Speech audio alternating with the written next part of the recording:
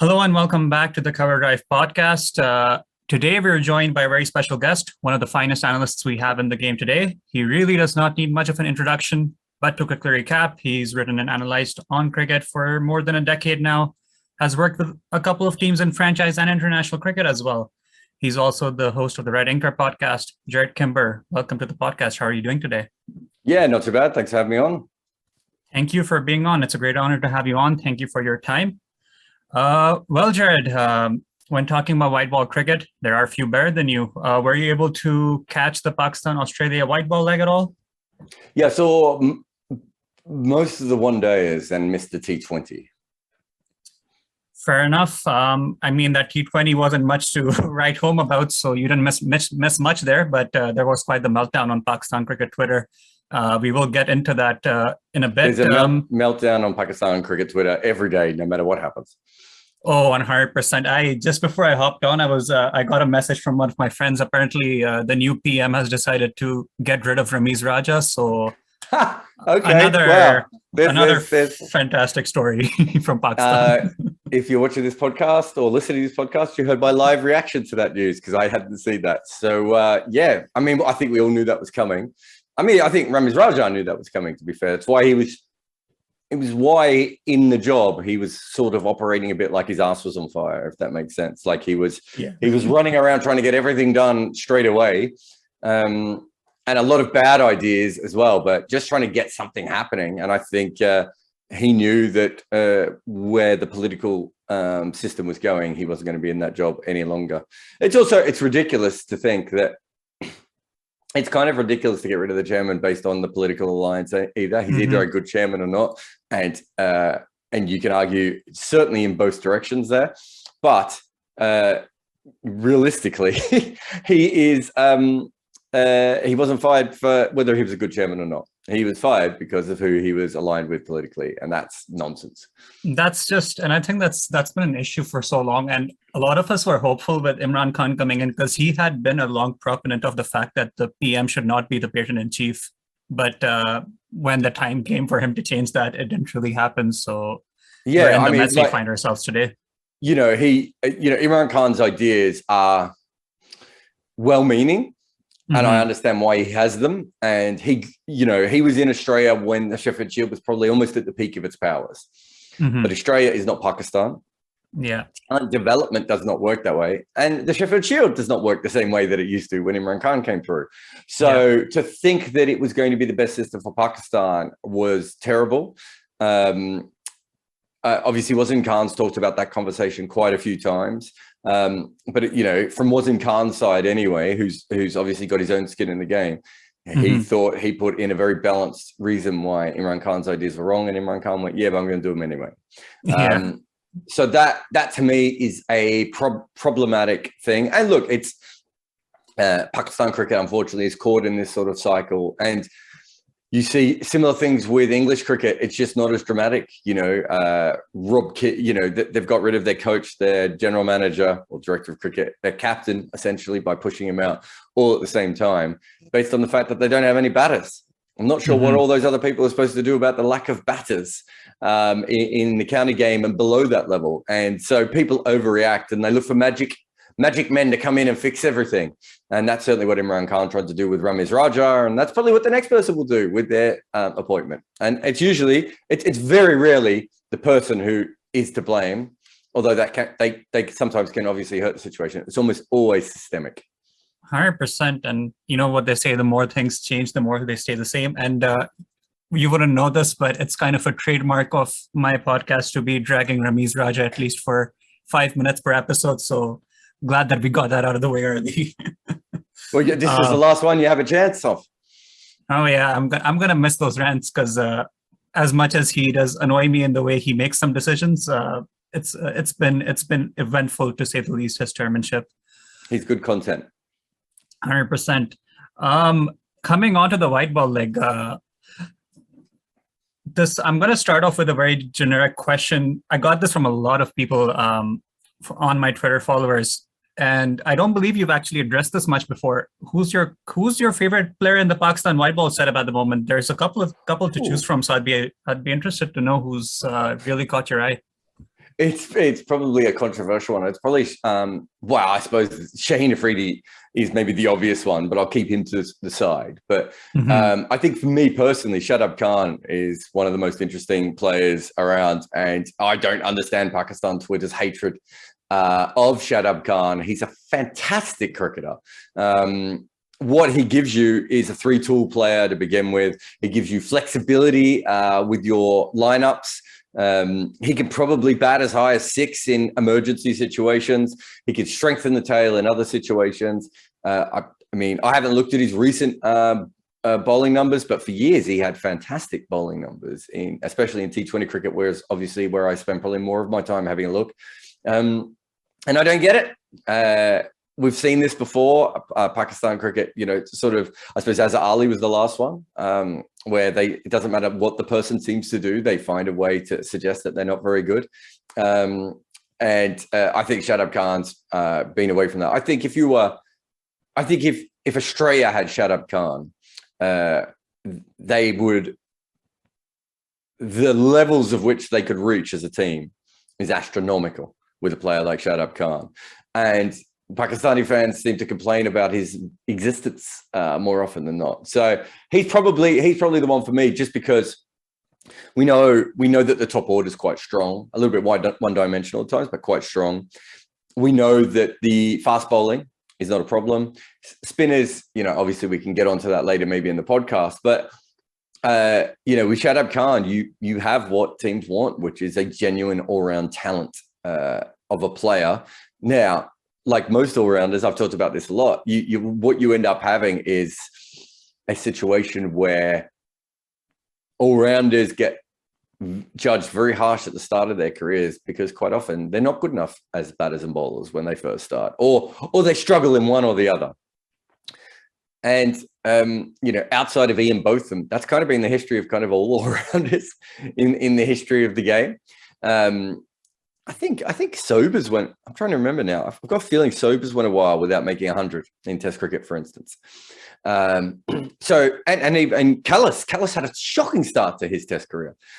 Callis's career, if you look at his Test career, he had a worse start to his career than Bavuma. And people have been going on about how Bavuma was a quota player. And it's like, well, if you look at the two of them, one was doing quite well and one wasn't. So, all-rounders quite often have those sorts of starts. Mitchell Marsh is a very good example. I wrote a piece in, God, it must be 2015, about Mitchell Marsh and Ben Stokes. I think that's right. God, if it is that long ago, it might well have been that long ago, or it might have been just after that. No, I think it was 2015. About how one of them has been seen as a god and the other one's been seen as a failure. But realistically, there probably isn't as much difference between them on talent level. But those little things that Stokes does means that everyone goes, oh, what a legend, look what he does. But when you look at his overall record, you sort of go, what's his specialty skill? He can't average over 40 with the bat, consistently anyway. And he's not a frontline top 4 bowler consistently. Mitch Marsh is, you know, perhaps batted worse at the start of his career, but I'm not sure he will eventually end up with that much worse of a record than Ben Stokes. But there is a difference in talent between the two, and there's certainly a difference in performance. But what happens is, I call it the Ian Botham, Derek Pringle continuum for all-rounders, where they're either legends or they're either failures. And for some reason, the way that we've looked at Shadab is as a failure. Whereas, yeah, I mean, if you guys don't want him, I'll happily pick him up. I mean, I tried to sign him when I was a general manager at St. Lucia. I'm just a huge fan of what he can do and what he brings to any cricket team. And I'm going to tell you right now, that response probably won over 80% of the people who follow my podcast, because there is a huge Shadab FC following there. And I do agree, he does get a lot of hate on Twitter. And myself, I'm a huge Shadab Khan fan, so I've had to bear the brunt of that a lot on the timeline at times. But I mean, he's 23. He came into the team too early.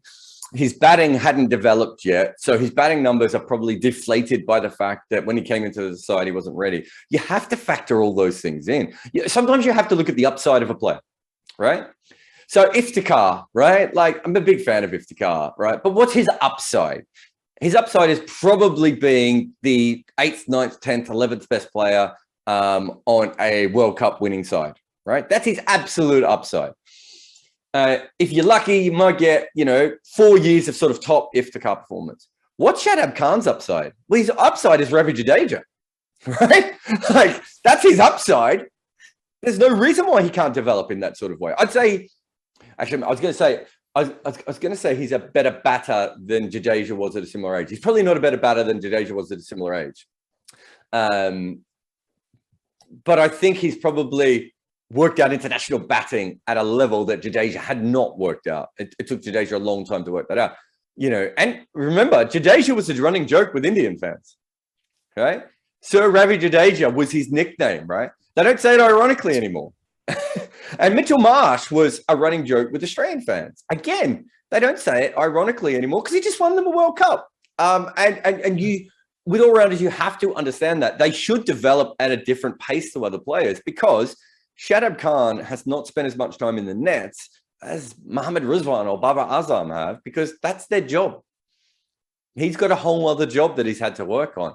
And he came into this team as a bowler. And you see with Ravi Shastri, Dan Vittori, those sorts of Jadeja, who we just mentioned, quite often their batting develops a lot later just because they don't get time to work on their batting. Mitchell Stark's another perfect example. Mitchell Stark has always had bowling all-rounder skill, right? But what he hasn't really had the opportunity to do is really work on his batting enough. Last couple of years, have a look at his record. It's gone through the roof, right? Like, it takes time. 100%. And if we look at Shadab, he's also gone through that typical Pakistani cricketer arc, right? Between 2019 and 20, he was nursing a groin problem pretty much throughout, and they kept playing him, and it had a terrible effect on his bowling form. And I think that's where a lot of the fan base turned on him, not looking at the fact that you're playing a leg spinner who's half fit. You're playing him every single game. You're right. He was injured at times. I would even take it a step further. I'd say he was picked when he was too young. He was picked largely because Yasir Shah was starting to fade and they wanted another leg spinner. There was probably too much pressure put on his batting early on when he wasn't developed enough with his batting. He's probably still not developed enough with his batting, if we're being completely honest. And I think, as I said, that when the numbers didn't come back instantly, there was a turning on him, right?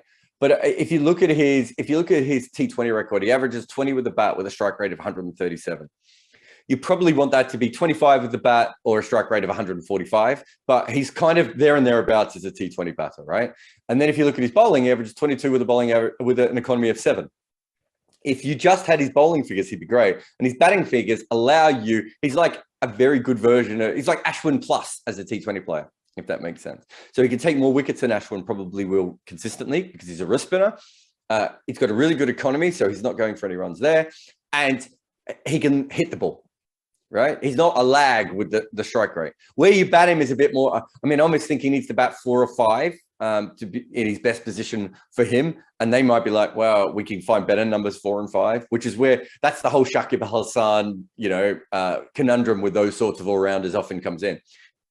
You have to understand where these players fit in and what their upside is and what their downside is, right? Now, he's played a lot of cricket for Pakistan. One of the reasons he's played a lot of cricket for Pakistan is they see him as a 10-year player. There's a different, when you look at a player who's a 10-year player, that's a lot different than looking at a player and going, do you know what, over the next couple of years, he'll be really handy for us. But eventually, probably teams will work him out and then we'll have to move on. You're talking about a potential captain. You're talking about a potential leader. You're talking about a player who could be playing for another 12 years if he can work out his game. Those players don't come along very often. 100%. And unpopular opinion here, and I will get dragged for this, but I believe in the current Pakistan white ball setup, he is the best captain material as far as I'm concerned when I look at him, the way he conducts himself on the field, especially with Islamabad United. And this is where I'm going to bring up his stats for the PSL this year. And this is where I'll transition on to my next question. Now, if we look at his PSL, he grabbed 19 wickets. Wow. He was amongst the top wicket takers of the tournament. Scored 268 in 9 games at a strike rate of 162, average of 33.5. Now, these are fantastic numbers. And a lot of people were surprised he didn't end up getting the player of the tournament. It pretty much came down to the fact that Islamabad didn't make it to the final, even though I don't think that should have been the metric when you're deciding these awards. They ended up giving it to Mohammad Rizwan, who had a good PSL, but I would say arguably Shadab, the way he did with the bat and the ball it was unreal. I haven't seen anyone do this in a while. What are Mohammad Rizwan's stats? Do you know? Mohammad Rizwan's, I don't have them up ready right now, but if I look at them really, really quick over here. I mean, he'd have to be extraordinary to be better than that. Because what you've just talked about is an all-time season.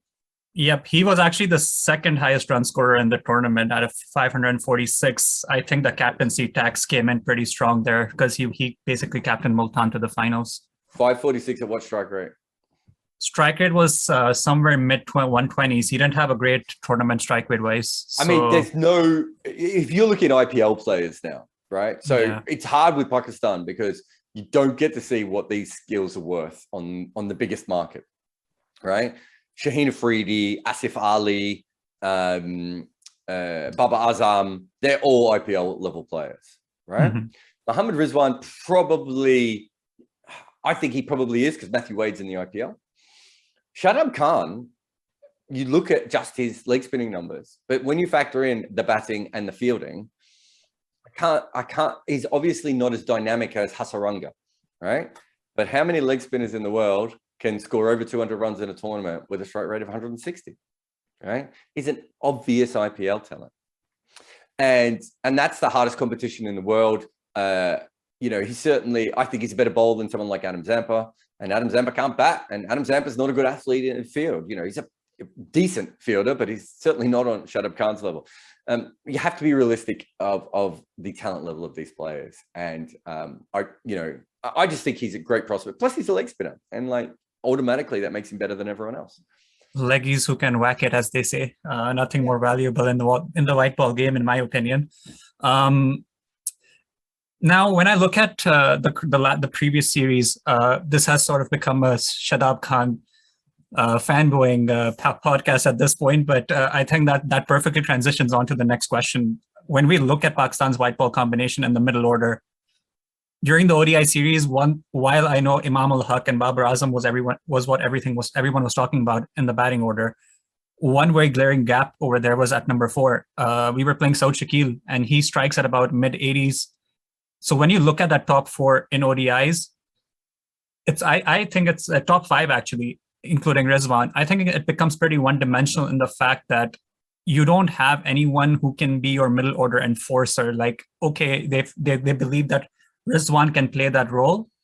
But at 4, one of the biggest concerns a lot of people have had is that you don't have someone who can take on the spinners in a very efficient way.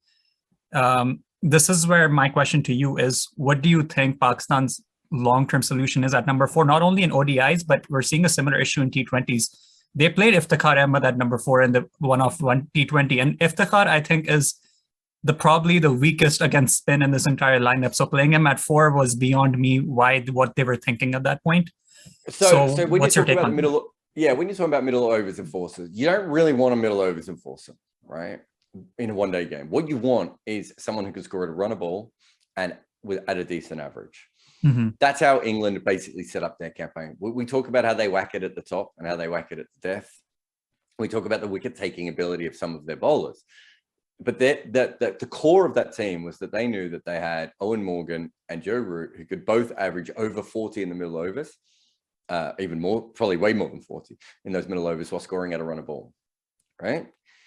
Now, England, then that allowed England 2 things. It allowed them to attack at the top with real hitters, right? And then it allowed their long batting on lineup to come in and whack it later on. So Butler comes in, Moeen comes in, Chris Wokes comes in, Plunkett, all the way down to Adil Rashid. So what you're really looking at is what is the game plan for Pakistan to win the next One-Day World Cup or the next T20 World Cup if you want it. And what they're trying to do at the moment is they're almost robbing themselves twice. So they're picking, Iftikhar, who was the other part-time spinner who can hit the ball a bit? It was in the one-dayers. Kushal Shah? Yeah. Is he a spinner? Yeah. Am I getting my... Yeah, he's the left armor. Yeah. Yeah. So what they're doing is those two batted 6 and 7 in the one-day side, right? You actually want them to be batting 7 and 8 if you want, right? And you want a really strong number 6 and a really strong number 7. Sorry, a really strong number 6 in there. I don't know who that number 6 is. I'd have to go back through all the things. But if that's what you want, what you're doing there is you're saying, okay, we're going to make sure that until number 8 we can hit 6s. All right. Mm-hmm. That allows for you to go a little bit harder at the top. Then you have the motor of this should be really probably Baba batting at 3, Rizwan batting at 4, right? And you say to them, can you guys score as close to a run ball as possible without losing any wickets? Which obviously sounds horrendous, but that's what you want, right? And then you want the ability. So that allows Fakhar Zaman and well, it's probably not going to be Imam Al-Haq, but whoever that other person is, to go very hard at the top, knowing that there's 2 guys who should be able to average high runs, batting at 3 and 4 behind them, that can get you through to that 35 over mark. And then from that 35 over mark, you just start throwing in Shadab Khan, Asif Ali, Iftikhar, I've forgotten that guy's Kushal, is it? Yeah. Kushal, yeah. You start throwing those guys in at that point, but you're doing it from a position of being 2 or 3 for 200, right? That's one way of doing this. Yeah. What Pakistan are doing is they're trying to move it up the other way, right? And they're trying to say that Iftikhar is the number 6. And that we're going to have a bunch of anchors beforehand. But that means that realistically, Iftikhar averages about 20 or 20, it might even be less than that. But he's not a number 6, right? He's a hitter, a really good number 7 or a number 8. And what you really want then is, what they're setting up then, is that those top Imam, Babar Azam, Rizwan, so we'll take the sort of the 3 stalwarts, right? They're going to bat really, really, really long and make a very good score. But you're now assuming that they're going to be able to kick on. So you're asking them to do 2 roles within the team. You're asking them to score as much as possible at as decent a rate as possible and not get out very often. And then also kick into that next level, right? And if they don't, you've now got a guy who averages mid-20s coming in at number 6. So the best way of doing this is Pakistan have to go one of 2 directions for me. If they believe that these all-round, if you throw Shadab in there, you've got a 3rd all-round spinner, right? So you bat him at 6, you have Iftikhar at 7, and you have Kushal at 8, right? And then you pick maybe one other bowler who can hit after that just for fun, and you 3, and then your 3. Wait, I'm trying to run out of my numbers there. Whatever have I got? 6, 7, 8. Yeah, one batter at 9 who can hit, and then Haris Rauf and Shaheen Afridi or Nasir Shah, whatever your combination ends up being, right? That allows you at that point to know that you're going into every game with 6 bowlers. You know that probably one of the 3 spinners is going to get whacked, and maybe the second seamer. Sorry, the 3rd seamer gets whacked a little bit. But you now have this incredible core of 6 bowlers, and you're also batting to potentially number 9, right? The other way of doing it is the more traditional Pakistan way of doing it, which I think is probably underdone, but it's certainly something that Pakistan can do. And we've seen it. We've seen some T20 teams have success with this before as well, which is we probably have 5 absolute gun bowlers, all right? They could pick 4 out-and-out star seam bowlers, probably for the World Cup in Australia for the T20, for instance. Throw Shadab in at number 7, and then say to the top order, we expect you to make all the runs. All right? Yep. We don't care if you don't make over par every game, because we're backing the fact that our bowlers can do that. But what we are expecting you to make is around par every game. And we believe our bowlers will not allow other teams to make par every game. That's the better way of using the talent that I have, is that way or the way I just said. At the moment, they're stuck in this middle ground where they've got a bunch of guys batting out of place who aren't good enough to bat in those positions. The problem with that traditional Pakistan method is you need Imam, Baba, and Rizwan to be absolutely flying. You need to know almost going into the tournament, they're all going to average over 40 in a one-day tournament, probably over 35, maybe in a T20 tournament, right? Knowing that you're going to get a huge chunk of runs out of those people. But then we've seen Pakistan have success with those sorts of things. And I think, look at this, and I did some videos with Misbah, and I think me and him sort of disagree on it's the best way of putting it, I think he thinks Iftikhar maybe can bat at 6, but I just see it as there's a better system that they can have. You can almost build the English model of going, okay, we're going to have a couple of gun bowlers who will take wickets, and we're going to have a couple of guys there who are there because they can bat, right? But that's going to give us at least one extra, six bowling spots, right? And then the other way of doing it is to go, we actually have probably 3 frontline seam bowling strike bowlers. We can probably find one other guy who's good enough, maybe who could bat at number 8 and whack a few occasionally. And then we've got Shadab at number 7, which means we do not have a single weak bowler in our lineup. So good luck scoring above par consistently against us. That's basically the way you want to put that. That's the way I would look at that. Now, I don't know all the players. Unfortunately, every year someone says, "Oh, we're going to hire you to come work in the PSL," and no one ever does. So I don't look at it day in, day out. I can't tell you about the numbers, but looking at the players and the way that teams are successful, that if I was working with Pakistan cricket, that's the 2 directions I'd be looking at. Can we bat to number 9, or can we have 5 gun bowlers and still be a pretty good batting lineup? 100%. And if anyone from a PSL franchise is listening, you're definitely missing the trick here, not having Jarrod on there. I know we're coming up for time, so just a few more questions here. I found it interesting with those 2 different approaches you put forward. In terms of number 4, obviously, I think even you would agree that Saud Shakil is a misfit when we look at that number at the moment. I probably wouldn't be in my side unless he can get that strike rate up. The run a ball is that's how England won a World Cup. It's controlling that run a ball area. And the only other way that you do it is you do it the New Zealand way, which is you have Ross Taylor and Kane Williamson in the middle, and you basically say, well, we're going to guarantee 260 runs every game, but we're going to bowl you out, which is that's how those 2 teams, the 2 methods I just talked about, weirdly, now I think about it, is how the last 2 teams made the World Cup. Yeah. Right.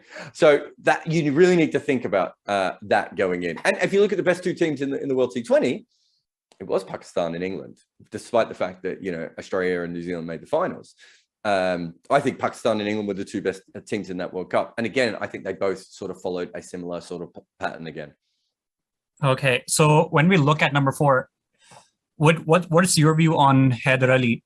I'm someone who personally rates him a lot, but there's been a lot of, again, discourse on Pakistan Twitter in terms of his inconsistency, because we expect every 21-year-old coming out of the under-19 system to be as good as Virat Kohli. So what's your take on him as a number 4? Do you think maybe they could explore pushing Shadab further up the order like he does in the PSL, or do you think it's a jump too big for him at the moment?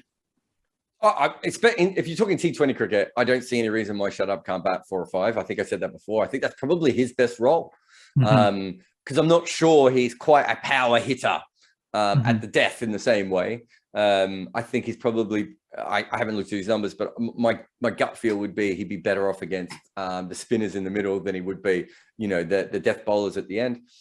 Haider Ali, I think, again, you're looking at a player who so far is probably learning his game. I think he's played, I'm trying to remember this, it's something like less than 15 first-class games.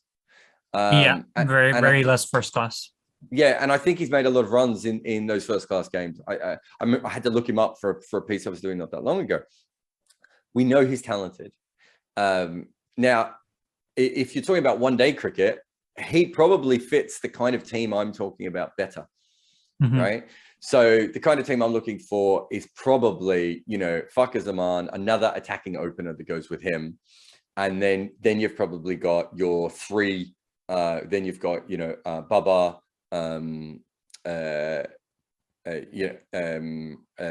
whether it be Imam or Haider Ali, and then Rizwan in that sort of middle. And I'd probably bat Rizwan at 4 and Haider Ali at 5 in the one-day team.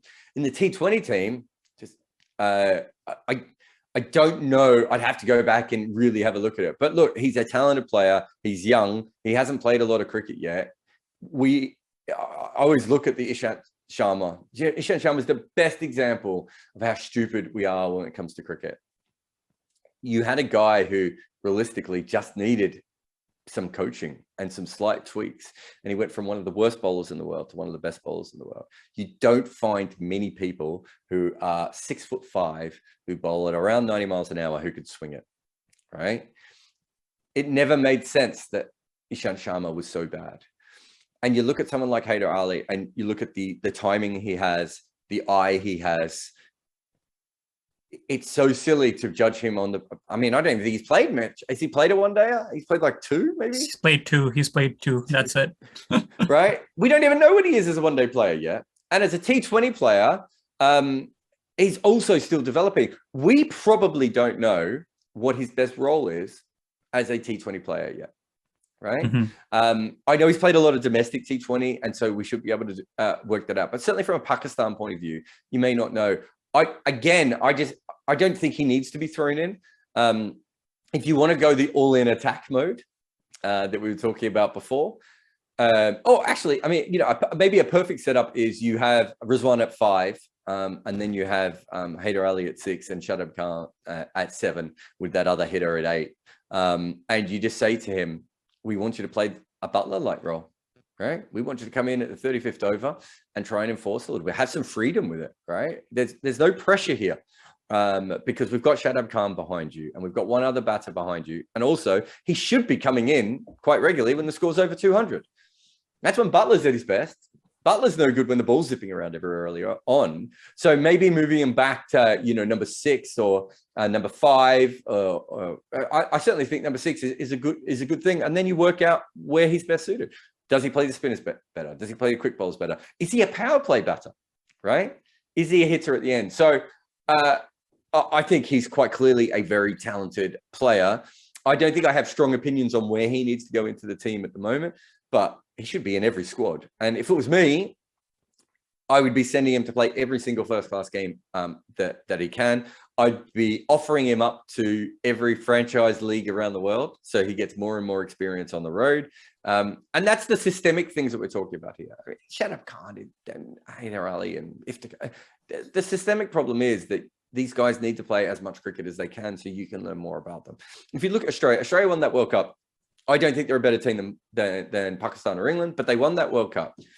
Marcus Stoinis learned to play franchise cricket, T20 cricket, basically by playing in franchises, right? Australia didn't develop him. He was an opening batter, really, and he went off and took a bunch of franchises. They had to use him in the middle. Josh Hazlewood is another player who went off and did a similar thing, right? And that's not Australian cricket developing these guys. That's these guys developing themselves. So if you're running Pakistan cricket, you have to put these guys in those sorts of you can make these calls. I know this for a fact. I've heard it recently, with a particular county team that I was talking to, they get calls from Cricket Australia going, we want you to take our guy and this is the role we want you to give them. But you're not going to have to pay them that much because we'll cover their pay. But we need them to bat in this position because we need to develop them in this way. So for someone like Haider Ali, I think that's a perfect example of what you would be doing. Maybe sending him around the world to a couple of tournaments, and having conversations with coaches, with general managers, with captains about, can you do this? And it doesn't always work that way. But even when he's out there, he's going to have to solve a lot of problems. Yeah, definitely. And I was really surprised with the number of Pakistani players going to play county this year, that Haider Ali wasn't one of them. I'm like, that's someone who can benefit from it so much. And you really set up my last question perfectly here. I'm sorry, we're running a few minutes over, but just one final question where you mentioned with number 6 how there's no pressure attached. And this brings me to Asif Ali in Pakistan's T20 team. And when you look at Pakistan's T20 team, he's the only guy I see as, he's the all-in-all number 6. But there's such a discourse on social media in Pakistan that, oh, he's not consistent enough. So how could you put into words the importance of inconsistency of a number 6 in T20s, wherein you're just coming in to basically put on as many runs as you can in a 3 to 4 over period? So what's your take on Asif Ali, and what's your take on that number 6 role in T20s? Yeah, I mean, I can't imagine. So from my memory in T20 cricket, I think he has a higher average in T20 cricket than he does for Pakistan, right? I think he averages 22, 23, 24, maybe, batting at number 6. That's great, right? Now, I don't think he does that for Pakistan. I think for Pakistan, my guess is it's sub 20. I mean,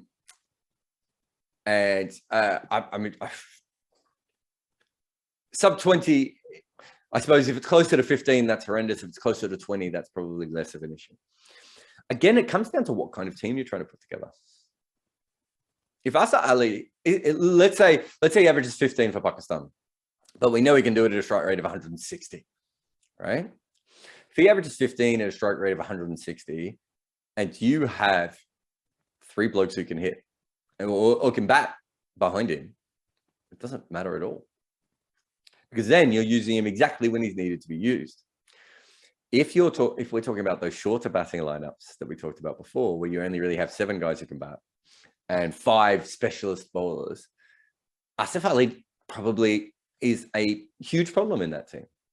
So he is very dependent on how the team is set up. Most guys who hit like Asif Ali can bowl.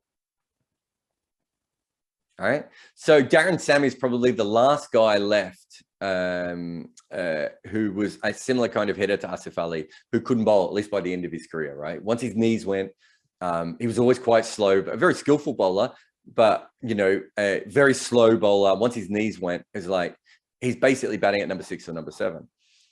If I know that, I can load the team around that, right? That's fine. I'm not expecting Asif. I don't even want Asif Ali to average 25 because I want him to strike the ball.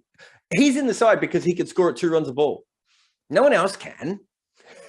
There's a reason why he's got one of the highest strike rates going around, right? So I know why he's in the side. So I thought when Pakistan had that sort of Shoaib Malik, Muhammad Hafiz, I'm trying to think who else was in the side at that point. Was there any other all-rounders in the side at that? So are you talking about the last World Cup or? Yeah. Yeah, it was Hafiz, Malik, and Imad Wasim. Imad Wasim. Okay. You look at that and you're like, great. Now we have guys who can bat at 5, 6, 7, right? And Asif Ali. And Shadab was there as well. Yeah, well, exactly. Now, Asif Ali doesn't matter. It doesn't matter at all if he's inconsistent in that thing, because we know that when he scores, it's a potential game-changing score. You're not supposed to average 30 if you bat at number 6, right? If you can average 20 at a strike rate of 160, that's a phenomenal record for that kind of player. Also, there is no other player like Asif Ali. Right? Pakistan don't have 3 others on the bench. If they want a player, and I've called him for years the Walmart Andre Russell, right?